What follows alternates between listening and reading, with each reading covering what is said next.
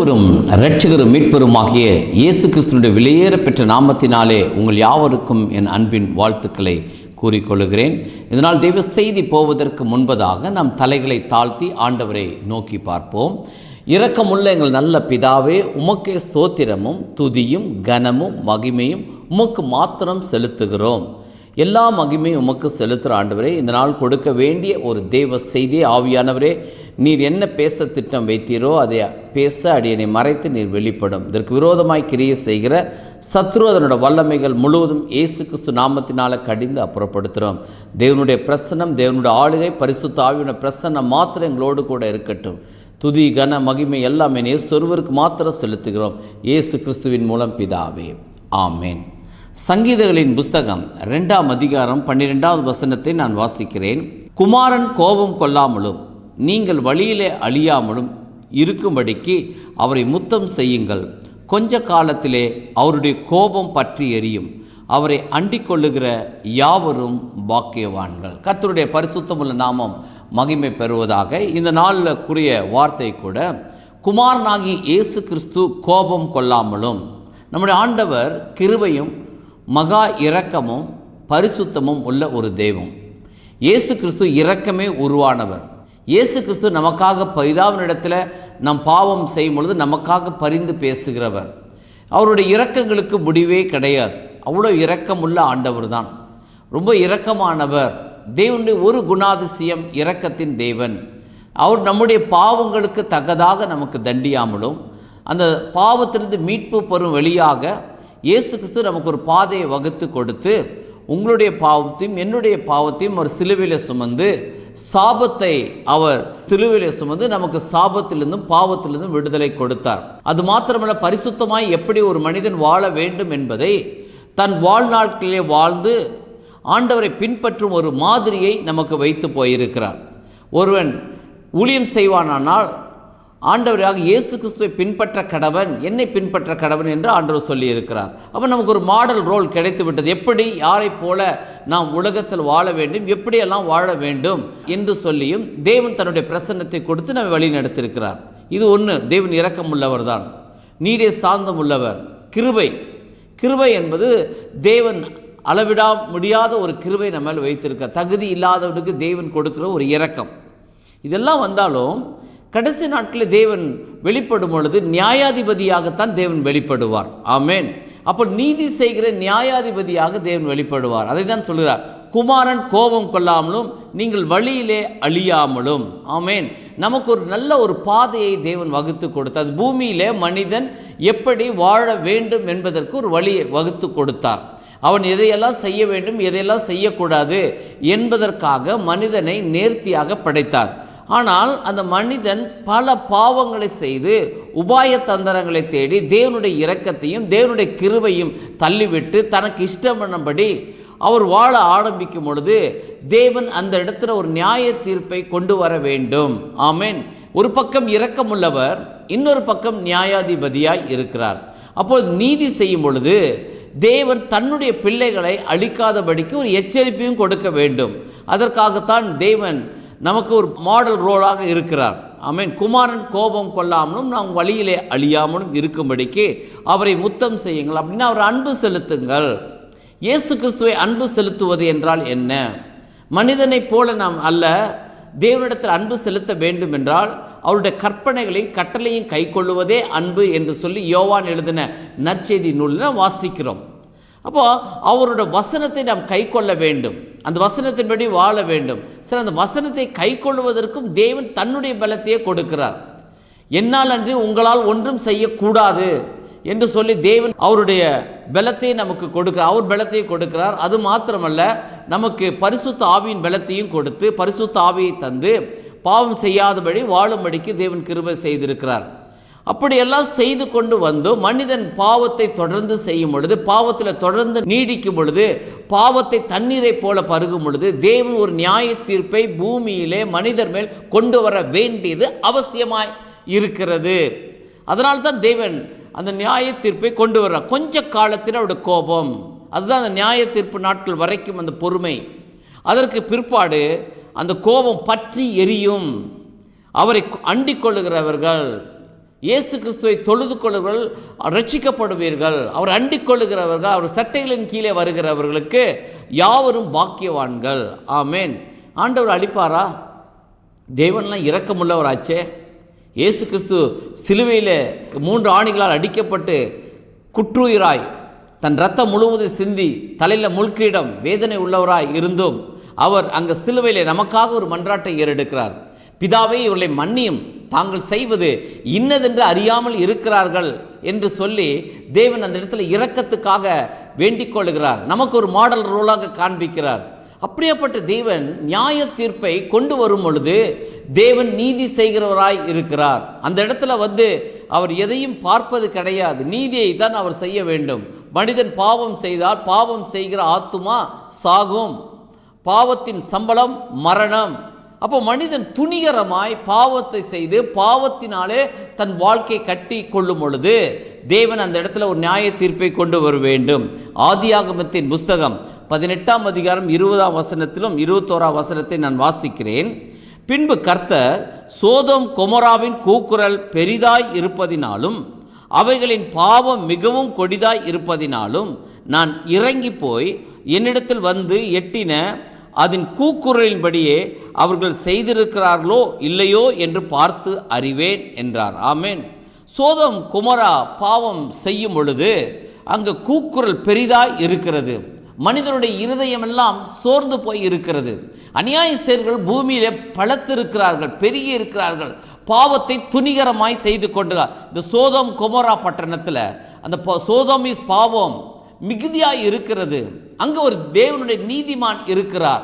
லோத்தும் அவன் மனைவியும் அவன் பிள்ளைகளும் அவர் இருதயத்தில் வாதிக்கப்பட்டு ஐயோ தேவ பயம் இல்லாமல் துணிகரமாய் இந்த மாதிரி பாவங்களை செய்கிறார்களே, கேட்கறதுக்கு யாருமே இல்லையே, அவர்கள் தாங்கள் நினைத்ததை எல்லாம் செய்வோம் என்று சொல்லி துணிகரமாய் பாவம் செய்வதனால் இருதயம் வாதிக்கப்பட்டு, ஒருவேளை நாம் நினைக்கிறோம் தேசம் அப்படிதான் இருக்கிறது, அநியாயம் அக்கிரமம் தலை தோங்குகிறது, ஒரு பாவம் நடந்து விட்டால் அதையும் என்ன செய்கிறார் எல்லாரிடமும் சொல்லி அதை அரசியலை போல மாற்றிவிட்டு இரக்கம் காண்பிக்காமல் அதில் தங்கள் பொழப்பை மாற்றிக்கொள்ள வேண்டும் என்று நினைக்கும் பொழுது மனிதனுடைய இருதயம், நீதிமானுடைய இருதயம் சோர்ந்து போகிறது, பாதிக்கப்பட ஐயோ ஆண்டவரே நீர் நீதி செய்கிற தேவன் எங்கே என்று அநேகர் கேட்கிறார்கள், கூக்குரல் இடுறாங்க. சில காரியங்களை பார்க்கும் பொழுது பரிதாபமாய் கெஞ்சின அந்த வீடியோ காட்சிகள் இதெல்லாம் பார்த்து விட்டு என்னை விட்டுவிடும் என்று சொல்லி இறக்கம் கேட்கும் பொழுது கூட துணிகரமாய் மனித இருதயம் மற்ற பாவம் செய்யும் பொழுது தேவன் ஒரு நியாய தீர்ப்பை அந்த பூமியிலே கொண்டு வர வேண்டியது அவசியமாய் இருக்கிறது. அதனால தான் சோதோம் கொமோராவுடைய பாவம் அந்த கூக்குரல் பரலோகத்தில் எட்டினது. அந்த நீதிமான் கூப்பிடும் அந்த கூக்குரல் பரலோகத்தில் எட்டுகிறது. ஆண்டவரே நீதி செய்யும். நீதிமான்கள் ஆண்டவரே சப்பா பெருகி இருக்கிறார்கள், ஆனால் அவர்களோ மறைந்து கொள்ளுகிறார்கள், அவருடைய வார்த்தைகள் எடுப்படுவதில்லை. எங்களுக்கு நீதி செய்கிறவர் ஒருவர் உண்டு, அவரை நோக்கி அபயமிட்ட அந்த கூக்குரல் தேவ சமூகத்தை எட்டுகிறது. நீதிமான் செய்யும் ஊக்கமான ஜெபத்துக்கு மிகுந்த பலன் உண்டு. அதனால் நீதிமான் ஊக்கத்தோடு ஜெபம் பண்ணுகிறான். ஆண்டவரே எங்க தேசம் அழிந்து கொண்டு இருக்கிறது, திறப்பின் வாசலில் நின்று கதறுகிறோம். ஆண்டவரே அழிவின் பாதையில நரகத்துக்கு போய்விடக் கூடாது. தேவனுடைய நியாய தீர்ப்புக்கு யார் தப்பித்துக் கொள்ள முடியும்? ஆண்டவரே எங்களுக்கு இயேசுவை பற்றி சொல்லியிருந்தால் நானே வழியும் சத்தியமும் ஜீவனுமாய் இருக்கிறேன் என்று யாராவது எங்களுக்கு சொல்லியிருந்தால் நாங்கள் மனம் திரும்பி இருப்போமே. ஐயோ எங்களுக்கு ஒரு பாதுகாப்பான வழி உண்டு என்பதை அறிந்திருப்போமே. உலகத்தில் எல்லாவற்றையும் நாங்கள் பார்க்கும் பொழுது மனிதனுடைய வழிகளை அறிந்து கொண்டே இனி பாவம் செய்தால் தான் வாழ முடியும், பாவத்தினால் தான் இந்த உலகத்தில் மேற்கொள்ள முடியும் என்று சொல்லி மனிதனுடைய இருதயம் மாற்றப்பட்டு சத்துரு வஞ்சித்து விடுகிறான். ஆனால் தேவன் நியாயத்தை கொண்டு வருகிறார். அதனால் சோதோம் கொமோராவோட பட்டணம் எப்படி என்றால் அக்கினிக்கு இரையாக்கப்பட்டது. ஆனால் அங்கு மனதில் வாதிக்கப்பட்டவராய் லோத்தும் அவருடைய குடும்பத்தை மாத்திரம் தேவன் அங்கு விடுவித்தார். அந்த இடத்துல நீதிமான்களை இல்லாத பொழுது இது நமக்கு ஒரு பாடம், நமக்கு ஒரு எச்சரிக்கை. என் அன்பு தேவனுடைய இரவும் பகலும் அவரை நோக்கி கூப்பிடுகிற பிள்ளைகளுக்கு தேவன் ஒரு வித்தியாசத்தை காண்பிக்க போகிறார். நீதி செய்கிறவனுக்கு ஒரு வித்தியாசம், அநீதி செய்கிறவனுக்கு ஒரு காரியம். ஒருவேளை நமக்கு நினைக்கலாம் அக்கிரமக்காரன் செழித்தோங்கிறான், அது அழிவுக்கு தான். அடிக்கடி கடிந்து கொள்ளப்பட்டு தன் பிடரையை கடினப்படுத்துகிறவன் சடுதியிலே சகாயமின்றி நாசமடைவான் என்று சொல்லி பரிசுத்த வேதம் சொல்லுகிறது. சொல்லி எச்சரித்து பார்த்தும் பல காரியங்களை சொல்லியும் அதை அவன் துணிகரமாய் செய்யும்போது தேவன் நியாய தீர்ப்பை பூமியில் கொண்டு வர வேண்டும். நமக்கு இப்போ சமீபத்தில் நடந்த ஒரு காரியம் தெரியும். அமெரிக்கா தேசத்தில் கலிபோர்னியாவில் நடந்த ஒரு காரியம்.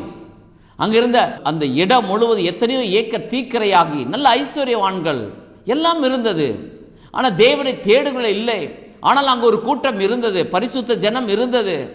கடைசியில் தேவனுடைய நியாய தீர்ப்பு வந்தது. அது எப்படி அந்த நெருப்பு வந்தது, எப்படி விழுந்தது, ஜனங்கள் பற்ற வைத்து விட்டார்கள் என்று சொல்லி ஒரு கூட்டம், இல்லை இதை அழிவுக்கான காரியம் என்று சொல்லி ஒரு கூட்டம். ஆனால் இதை கண்ட்ரோல் பண்ணவே முடியவில்லை. பூமியிலே உள்ள வல்லரசு நாடுகள் அமெரிக்காவே அந்த நெருப்பை அணைப்பதற்கு கிட்டத்தட்ட 8 நாட்கள் முடிந்து விட்டது. இன்ற வரைக்கும் அதோட காரியங்கள் தெளிவு அடையவில்லை. அக்கினி ஏதோ ஒரு நெருப்பு தலையை போல இருந்தது என்று சொல்லுகிறார்கள். இன்னொரு சொல்றார் இடி மின்னல் தாக்கினதனால் ஏற்பட்டது என்று சொல்லுகிறார்கள். ஆமேன். சோதம் குமரா பட்டணத்தில் நடந்த சம்பவத்தை நினைவு கூறுங்கள். எதுவுமே நமக்கு நூதனமானது ஒன்றும் கிடையாது. என் வேதத்தில் சொன்னதுதான் திரும்பி வரும். History is repeat. சரித்திரம் மறுபடியும் வரும். பூமியிலே நடந்த சம்பவம் தான். சோதம் குமரா எப்படி அழிந்தது, ஆனால் அங்கே இருக்கிற ஜனங்களை தேவன் எப்படியோ காத்து கொள்ளுகிறார் இந்த அக்கினியிலிருந்து. ஆனாலும் மனிதனுக்கு தெய்வ பயம் இல்லாமல் போகிறது. அப்படி வரும் பொழுது, குமாரன் கோபம் கொள்ளும் பொழுது நம்ம நினைக்கிறோம் குமாரனுக்கு கோபம் வருமா வராதா? ஆமேன். இயேசு கிறிஸ்து ரொம்ப சாந்தம் உள்ளவராச்சு. நான் சாந்தமும் மன தாழ்மையுமாய் இருக்கிறேன், என்னிடத்தில் கற்றுக்கொள்ளுங்கள், உங்கள் நுகத்தை என்மேல் வைத்து. ரொம்ப சாந்தம் உள்ளவர், ரொம்ப பொறுமை உள்ளவர், இரக்கத்தில் அவர்தான் ஐஸ்வர்யவான். ஆனால் ஒரு பக்கம் அவருடைய காரியம் இதுதான். ஆனால் இன்னொரு பக்கம் பட்சிக்கிற அக்கினியாய் இருக்கிறார் என்றும் பரிசுத்த வேதம் சொல்லுகிறது. வேதம் என்பது இருபுறமும் கருக்குள்ளதான ஒரு பட்டயம். ஒரு குணாதிசயம் இரக்கத்தை காண்பிக்கிறதுல அவரை போல இரக்கம் உள்ளவர் அல்ல. நீதியை செய்யும் பொழுது அவர் நீதிபதியாய் நிற்பார், நீதியை தான் செய்வார். அநீதிக்கு தேவன் ஒரு நாளும் துணை போக மாட்டார். பரிதானங்களை கொடுத்து தேவனை சமாதானம் செய்து விடலாம், காணிக்கை கொடுத்து தேவனை சமாதானம் செய்து விடலாம், இல்லை தேவனுக்கு இதை கொடுத்தால் தேவன் இரக்கத்தை காண்பித்து விடுவார் என்று நினைக்கிற கூட்டத்துக்கு மத்தியிலே தேவன் நியாயாதிபதியாய் நீதிபரராய் இறங்குவார். ஆமென். உலகத்தின் நியாயாதிபதியை போல அல்ல, அவர் நீதி செய்வது நீதியை மாத்திரம் அவர் செய்வார். கர்த்தருடைய பரிசுத்தமுள்ள நாமம் மகிமைப்படுவதாக. ஆதியாகமத்தின் புஸ்தகம் 6ஆம் அதிகாரம் 6ஆம் வசனத்திலே தாம் பூமியிலே மனுஷனை உண்டாக்கினதற்காக கர்த்தர் மனஸ்தாபப்பட்டார், அது அவர் இருதயத்துக்கு விசனமாய் இருந்தது. ஆமேன். தேவன் மனஸ்தாபப்பட்டார்னு வைங்க, அது ரொம்ப டேஞ்சர். ஏன்பா இவங்களெல்லாம் உண்டாக்கணும், எதற்காக இந்த ஜனத்தை எனக்கென்று உண்டாக்கினேன், இவர்கள் என் துதியை சொல்லி வருவார்கள் என்று சொல்லி தேவன் உண்டாக்கினவர். நாம் என்று எதையுமே நமக்கென்று கொண்டு வந்ததே கிடையாது. நமக்கென்று ஒரு சரீரத்தை கொடுத்து அதில் தேவன் தம்முடைய ஆவியை கொடுத்திருக்கிறார். மனிதன் தேவனை போல வாழ வேண்டும் என்று சொல்லி ஆண்டவர் உண்டாக்கினார்.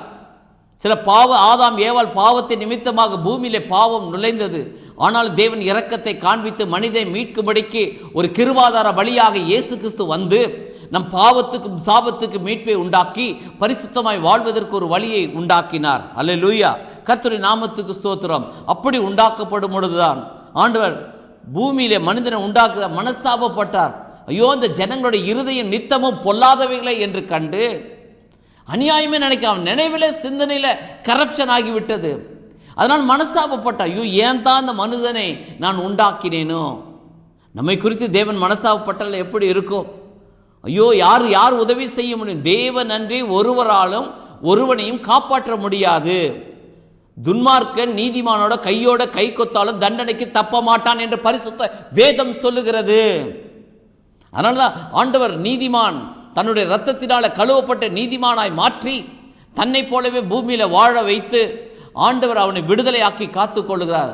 நம்ம நினைக்கிறோம் அநியாயம்தான் ஜெயிக்கும் என்று சொல்லி. இல்லை, நீதி ஒரு நாள் ஜெயிக்கும். ஆனால் ஒரு நாள் தேவனுடைய பிள்ளைகளுக்கு நிச்சயமாக பாதுகாப்பும் அடைக்கலமும் உண்டு. அதனால தான் ஆண்டவர் சொல்லுகிறார், தேவன் நியாயம் செய்யும் பொழுது அநீதி துன்மார்க்கனை அழிக்கிறார்.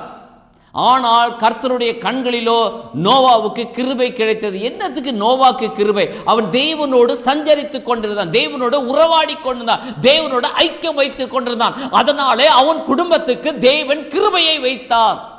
பாருங்க, ஆண்டவருடைய கிருபை நோவாவின் மேல் இருந்தது. ஆனால் அங்குள்ள ஜனங்கள் மேல் யார் மேலும் இல்லாததினால் ஜலத்தினாலே தேவன், முதல்ல அக்கினினாலே, இப்பொழுது ஜலத்தினாலே தேவன் அழிக்க தேவன் திட்டமிட்டார். பூமியில மனிதன் முதல் கொண்டு மிருக ஜீவன்கள் வரைக்கும் அழிந்து போனது. நோவா பெட்டகத்தில் 8 பேரை தேவன் காப்பாற்றினார். ஆண்டவருக்கு கோபம் வருங்க.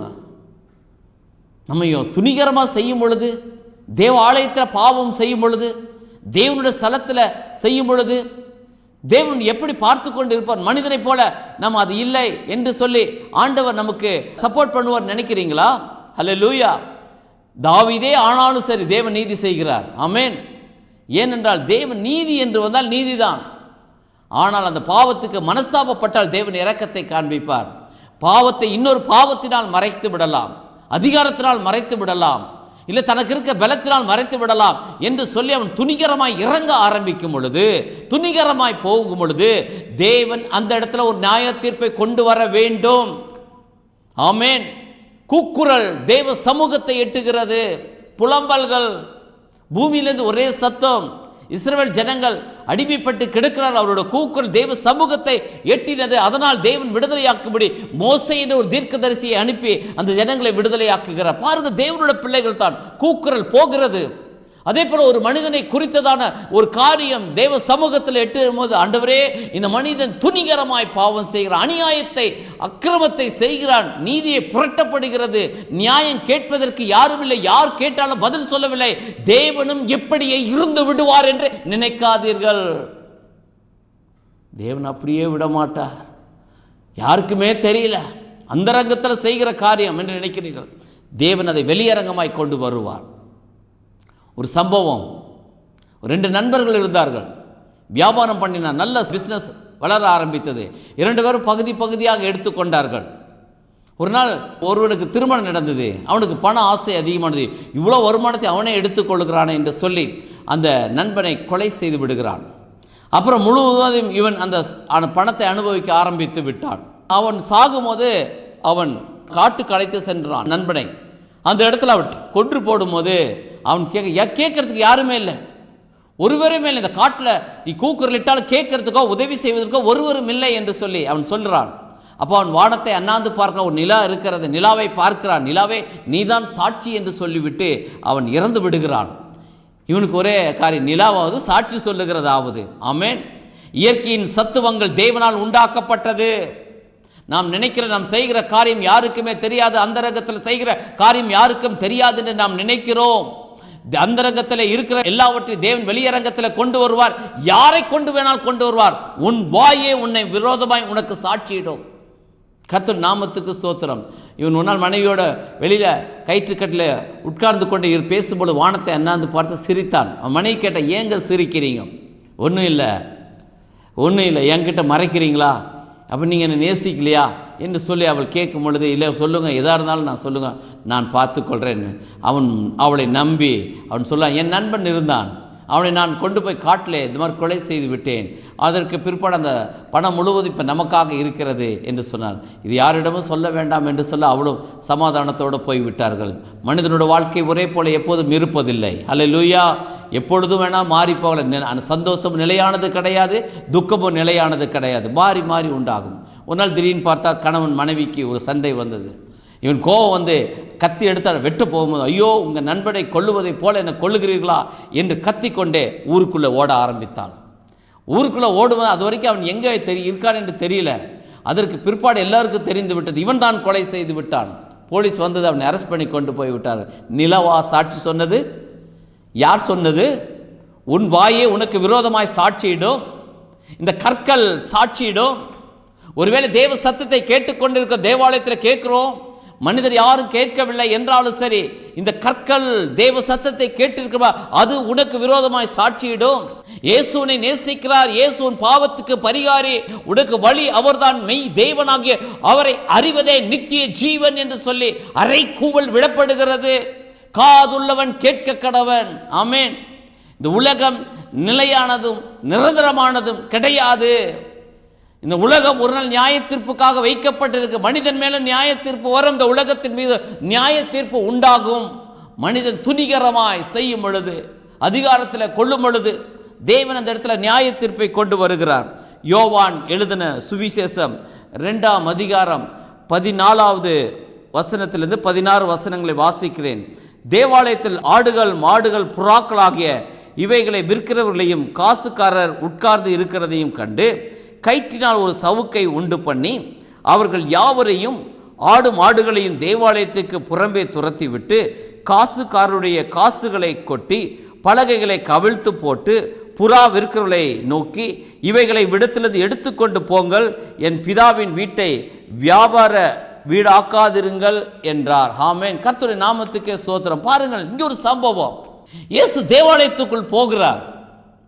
அந்த தேவாலயத்தில் போகும்பொழுது அங்கே ஆடுகள், மாடுகள், புறாக்கள் இவைகளை விற்கிற ஒரு கூட்டம், காசுக்காரர் பலகைகள், வியாபார வீட்டை போல மாற்றிவிட்டார்கள். தேவாலயத்தில் ஆசாரியர்கள், பிரதான ஆசாரியர், வேதபாரகர், பரிசேயர், சதுசேயர் இவர்கள் வியாபாரம் செய்து கொண்டு இருக்கிறார்கள். அங்க பலி பொருட்கள் விற்கப்படுகிறது. ஆண்டவர் சொல்ல, என் வீட்டை வியாபார வீடாக ஆக்காதிருங்கள், இது ஜெப வீடு, இது நீதி செய்கிற இடம். ஆனால் அந்த ஆலயத்தை உண்டாக்கின, அந்த முதலாவது கட்டின சாலமோன் கட்டின போது தேவாலயத்தின் மகிமை இறங்கினது, அந்த சக்கீனாவின் மகிமை இறங்கினது. தேவன் அவருக்கு பதில் கொடுத்தார். அப்படிப்பட்ட அந்த ஆலயத்தில் இன்றைக்கு பாவம் செய்ய வைத்து, வியாபாரம் செய்ய வைத்து கொடுத்து கொண்டு இருக்கும் பொழுது தேவன் கயிற்றினால் சவுக்கை உண்டாக்கினார். இது குமாரன் தானே. குமாரன் கோபம் வருமா வராதா? இயேசு கிறிஸ்து தான் குமாரன். ஆமென். அப்போ குமாரனுக்கு கோபம் வந்து விட்டது. நாம் நினைக்கிறோம், பாருங்க, ஒருவேளை இவ்வளோ பொறுமையா இருந்தவர். ஆமென். நம்ம சில வேளை சொல்லுவோம், சாது மிரண்டால் காடு கொள்ளாது. சாதுவாக இருக்கிறார், பொறுமையோடு இருக்கிறார். ஆனால் நியாய தீர்ப்பு வரும்பொழுது இயேசு கோபம் வந்தது. தேவாலயத்தை ஒருவன் கெடுக்கிறான், தேவாலயத்தை தீட்டாடதை கொண்டு வியாபாரம் பண்ணி கல்லர் குகையை மாற்றும் பொழுது தேவன் சவுக்கை உண்டு பண்ணி. இப்போ நல்லா யோசித்து பாருங்க. நீங்கள் அரசாங்கத்தில் இந்த காரியம் செய்தால் அரசாங்கத்தை, அதிகாரிகளை வேலை செய்ய விடாமல் தடுக்கிறார்கள் என்று ஒரு சட்டத்தை போட்டிருப்பார். தேவன் அந்த காரியத்தில் நீதி செய்கிறார். ஹல்லேலூயா. அது தேவன் தங்குற ஆலயம், தேவன் வாசமாய் அநேக தொழுது கொள்ளுகிற இடம், பரிசுத்த ஸ்தலம். இன்னைக்கு அநேகருக்கு வேண்டா வெறுப்படாக போகிறாங்க. அந்த இடத்துல வியாபாரம் நடக்கிறது, என்னென்ன காரியங்கள் நடக்கு, என்னென்னமோ காரியத்தை தேவாலயத்தின் பெயரிலே பல காரியங்கள் செய்யும். தேவன் அந்த இடத்துல ஒரு நியாய தீர்ப்பை கொண்டு வருவார். முதலாவது தேவன் சபையிலே, தேவனுடைய வீட்டிலே தான் நியாய தீர்ப்பு தொடங்கும் என்று பரிசுத்த வேதம் சொல்லி இருக்கிறது. 1 கொரிந்தியரின் புஸ்தகம் 3ஆம் அதிகாரம் 16-17 வசனங்களில், நீங்கள் தேவனுடைய ஆலயமாய் இருக்கிறீர்கள் என்றும் தேவனுடைய ஆவி உங்களில் வாசமாய் இருக்கிறது என்றும் அறியீர்களா? ஒருவன் தேவனுடைய ஆலயத்தை கெடுத்தால் அவனை தேவன் கெடுப்பார். தேவனுடைய ஆலயம் பரிசுத்தமாய் இருக்கிறது, நீங்களே அந்த ஆலயம். ஹல்லேலூயா. இந்த சரீரம் தேவன் தங்குவதற்காக உண்டாக்கப்பட்டது. ஆதியிலே ஆதாமை உண்டாக்கி தன் நாசின் சுவாசத்திலே அவனுக்கு ஜீவனை கொடுத்து அவன் ஜீவ ஆத்துமா ஆனான். தேவன் தந்த ஆவி, கர்த்தர் தந்த ஆவி, அந்த ஆவிதான் நமக்குள்ளாக இருக்கிறது. அவர் நம்ம இந்த சரீரத்தை உண்டாக்கினவர். அவர் இந்த ஆலயத்தை, அதாவது நம் சரீரமே தேவனுடைய ஆலயம். இந்த ஆலயத்தில் தேவன் தங்கும்படி, தேவன் வாசம் செய்வதற்காக உண்டாக்கப்பட்ட இடம். அந்த தேவாலயத்தில் கொண்டு வந்து புறாக்களையும் ஆடுகள் மாடுகள் விற்கிறவர்களை பார்க்கும் பொழுது சவுக்கை உண்டு பண்ணி நியாய தீர்ப்பை கொண்டு வந்த ஆண்டவர். ஒரு ஆலயத்தை ஒருவன் கெடுக்கும் பொழுது நமக்கு தேவையில்லாத, வேண்டாத, அசுத்தமான பாவங்களையும், வேசித்தனங்களையும், விபச்சாரத்தையும், மதுபானத்தையும், தேவையில்லாத அசுத்தங்களை ஒரு மனிதன் செய்யும் பொழுது தேவனை அவனை கெடுத்து போடுவார். ஹல்லேலூயா. இந்த சரீரம் நீங்கள் உங்களுக்கு சொந்தமானவர்கள் அல்ல. தேவனே உங்களுக்கு இந்த சரீரத்தை கொடுத்தார். கொடுத்தவர் கணக்கு கேட்காமல் இருப்பாரோ? நந்தவனத்தில் ஒரு ஆண்டி அவன் 4-6 மாதங்களாக குயவனை வேண்டி கொண்டு வந்தானடி ஒரு தோண்டி, அதை கூத்தாடி கூத்தாடி போட்டுடை தாண்டி என்று சொல்லி ஒரு காரியத்தை சொல்லுவார்கள். அதை கூத்தாடி கூத்தாடி தவறான காரியத்துக்கு, இச்சையான காரியத்துக்கு, பாவமான காரியத்துக்கும் செய்து அது உருவழிந்து போகும் பொழுது, அதை போட்டு உடைக்கும் பொழுது தேவன் எப்படி சும்மா இருப்பார்? தேவனே அதை கெடுத்துருவார். ஆண்டவர் கெடுப்பாரா? மனிதன் கெடுக்கிற அளவுக்கு கொண்டு போய் விடுவான். அதனால தான் ஆண்டவர் தேவனுடைய எச்சரிப்பின் சத்தத்தை இன்றைக்கு ஆண்டவர் உங்களுக்கு கொடுத்திருக்கிறார். குமாரன் கோபம் கொள்ளாமலும் வழியில் அழியாமலும். இயேசுவே அந்த வழி. இந்த உலகம் தேவன் நன்றாக வாழ்வதற்காக பார்த்து பார்த்து உருவாக்கினான். மனுஷன் வாழ்கிறதுக்கு எதெல்லாம் பிடிக்கும், என்னெல்லாம் பிடிக்கும் என்று சொல்லி இயற்கையை உண்டாக்கினார். அந்த காற்றுக்கு வேண்டிய மரங்களை உண்டாக்கினார். அந்த மரங்களில் பார்க்கும் பொழுது பகலில் அந்த மரங்கள் அப்படியே ஆக்சிஜனை கொடுக்கிறது. அதே போல் கடல் காற்று, ஒவ்வொரு இயற்கை வளங்கள் எல்லாவற்றையும் உண்டாக்கி, காட்டு மிருகங்கள் எல்லாவற்றையும் உண்டாக்கி, கடைசியில் மனிதனை உண்டாக்கி, இதெல்லாம் நீ ஆண்டுகொள், நீ பயன்படுத்தி, நல்ல முறையில் பயன்படுத்தினால் அது ஆசீர்வாதம். ஆனால் தேவையில்லாத காரியங்களை கொண்டு வந்து இயற்கையை அழித்து, இன்றைக்கு பார்க்கும் பொழுது சூரியனுடைய வெப்பம் அதிகரித்திருக்கிறது, பனி உருக ஆரம்பித்தது, இயற்கையெல்லாம் மாற்றப்பட்டு இருக்கிறது. நாம் ஒருவேளை நினைக்கிறோம் இதெல்லாம் மாற்றப்படுகிறது, இயற்கைக்கு முன்பதாக யார் எதிர் நிற்கக்கூடும், சுனாமி என்ற ஒரு காரியமெல்லாம் கேள்விப்பட்டோம். அதே போல் ஒவ்வொரு காரியங்களிலும் மாற்றம் வருகிறது. காரணம் என்ன தெரியுமா? மனிதன் செய்கிற தீமை நிமித்தம். அந்த தீமையான காரியத்திலிருந்து தேவன் உன்னை காக்க வேண்டுமானால் உனக்கு ஒரே ஒரு அடைக்கலம் உண்டு. இயேசு கிறிஸ்து என்ற நாமத்துக்குள்ளாக, அவர் செட்டைகளுக்குள்ளாக நீ அடைக்கலமாய் இருந்தால் தீங்குக்கு தேவன் உன்னை விலக்கி வேலி அடைத்து பாதுகாத்து கொள்வார். இல்லை மற்றவருடைய பாவங்களை பார்த்து நாம் செய்தால் என்ன, அப்படி வாழ்ந்தால் தான் வாழ முடியும், அப்புறம் பார்த்து கொள்ளலாம், இன்னும் காலம் இருக்கிறது என்று சொல்லிக்கொண்டு காலத்தை வீணடித்து துணிகரமாய் அநியாயத்தையும் அக்கிரமத்தை செய்து மனிதனுக்கு விரோதமாய் துரோகம் செய்து மனிதனுக்கு விரோதமாய் பாவம் செய்து நாம் இருக்கும் பொழுது குமாரனுடைய கோபம் பற்றி எரியும். ஹல்லேலூயா, ஹல்லேலூயா. நான் பயப்படுவதற்காக இதை சொல்லவில்லை, இது சத்தியம், இது நடக்கும். சொன்னால் சொன்னது தான், வேதம் சொன்னது அத்தனையும் சத்தியமே. ஏனென்றால் என் இயேசு சொன்ன வார்த்தையில் ஒன்று கூட இதுவரைக்கும் நடக்காமல் இருந்து போனதில்லை, இனி இருக்க போவதும் இல்லை. அதனால் இந்த எழுத்து உறுப்பு ஒன்று கூட மாறாது. அல்லேலூயா. நம் தலைகளை தாழ்த்தி ஆண்டவரோட ஒப்பு கொடுப்போம். ஆண்டவர் தாம் நம்மை ஆசீர்வதிப்பார். இரக்கமுள்ள எங்கள் நல்ல பிதாவே, உம்மை நாங்கள் மனதார துதிக்கிறோம். ஆண்டவரே, குமாரன் ரொம்ப பொறுமையாக வந்தீங்கப்பா. கர்ணத்தில் அறைந்த போதும், காரி உமிழ்ந்த பொழுதும் ஆண்டவரே உம்மை எப்படியெல்லாம் தூசித்தார்கள், உம்முடைய பிறப்பை குறித்து தூசித்தார்கள், எத்தனையோ காரியங்களில் உம்மை குறை சொன்னாங்க அப்பா. அவர் மதிமயங்கி இருக்கிறார் என்று சொல்லி, ஆனாலும் அப்பொழுதெல்லாம் பொறுமையோடு சகித்த ஆண்டவர்.